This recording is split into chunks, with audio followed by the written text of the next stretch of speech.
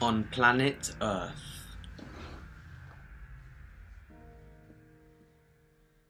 If we go back 2,117 years ago, we could meet a man called Gaius Julius Caesar.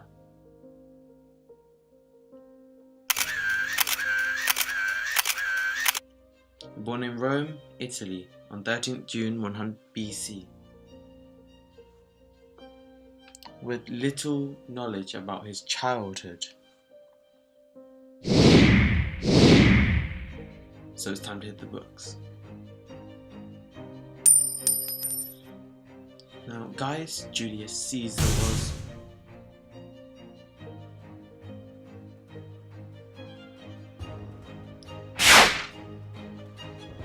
apparently we have no photos, so we just have to go by the somewhat accurate paintings of him. Now this is the Roman Empire which followed his life, but he helped conquer Britain and France after his first war, which awarded him the civic crown. Successfully conquered Gaul and invaded Britain in 55 BC and 54 BC. But perhaps such success as being a brilliant military general was due to his family background and his long-lasting legacy. If we look at his family tree, he had two sisters called Julia. He had a father who was very powerful, a mother whose family was of greater power, and an uncle who was very significant in Roman life. And his family's power remained for generations and claimed to have been descended from the gods. But perhaps it was this success which ultimately led to his downfall. The assassin which killed him did so as they feared his power would continue to grow and he would become a dictator. Gaius Cassius Longinus and Marcus Junius Brutus, as well as a few other senators, stabbed Caesar 25 times and killed him on this day.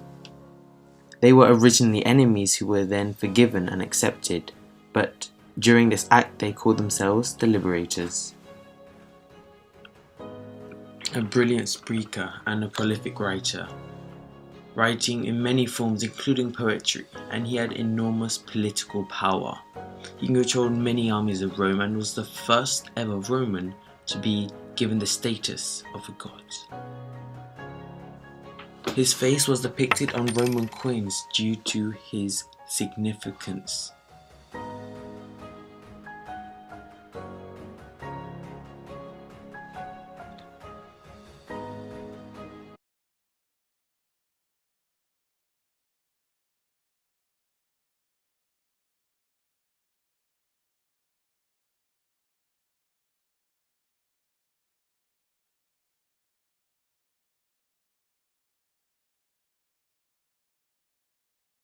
And he is known to marry 3 times, first to Cornelia Quincilla in 483 BC until she died during birth. Then in 67 BC he married Pompeia and then Calphurnia. He is also known to be involved with 3 other women, including Cleopatra, who he could not legally marry.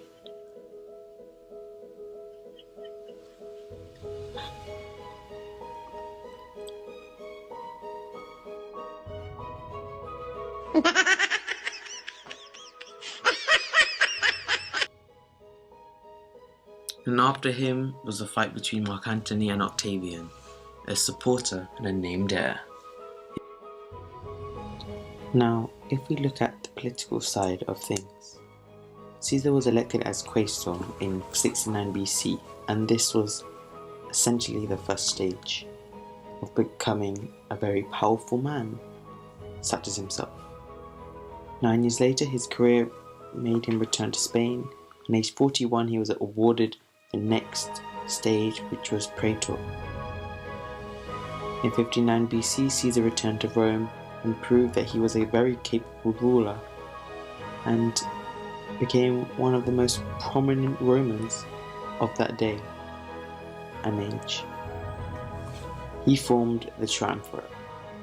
This strategic political alliance was among Julius Caesar, Marcus Licinius Crassus and Pompey, and they became to be known as the first triumvirate. At the time, Caesar was governing under Pompey, and he did align himself with Crassus. He was a Roman general and politician who served valiantly during Sulla's rule. One, of course, was of Roman power and the other was of Roman wealth. Now, both Crassus and Pompey were intense rivals, but Caesar managed to display his abilities as a negotiator and earn the trust of both these people, convincing them that they'd be better suited as allies rather than enemies. The triumvirate actually helped Caesar achieve his greatest ambition to that day, and he was elected consul, which is the highest office of Rome.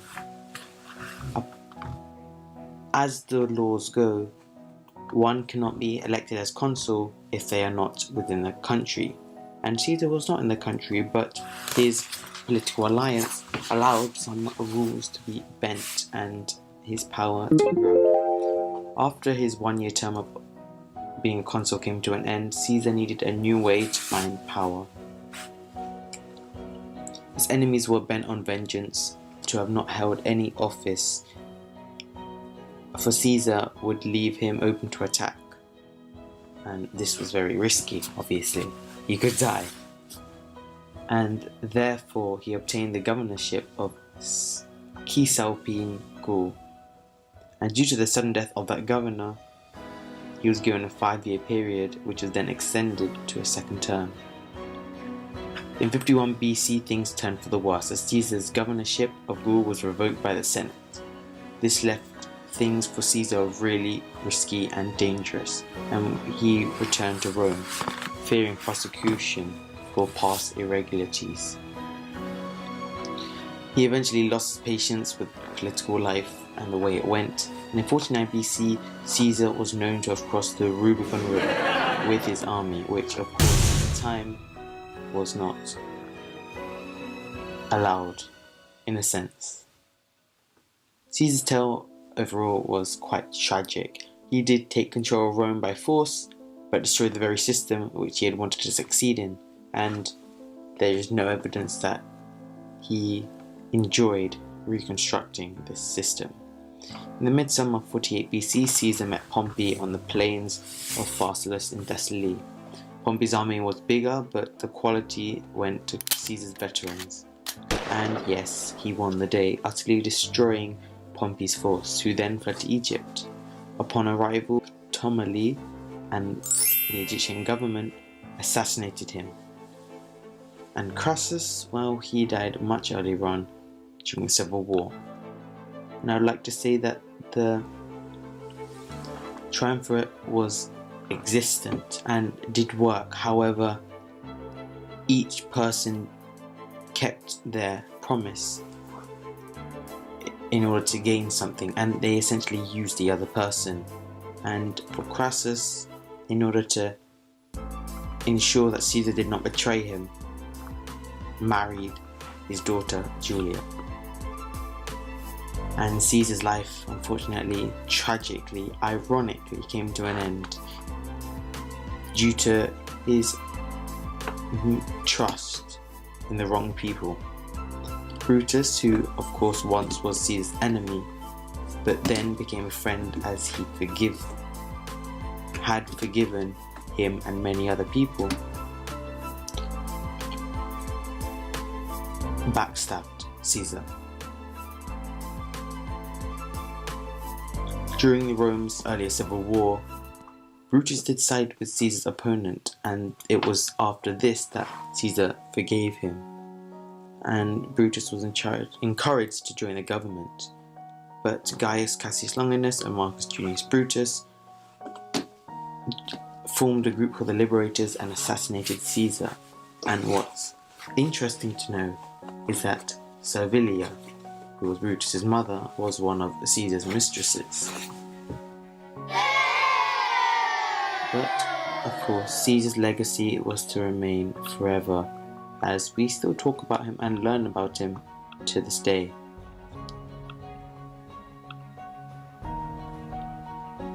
And his children were very well known. His importance was very well known, and his legacy was very well known forever.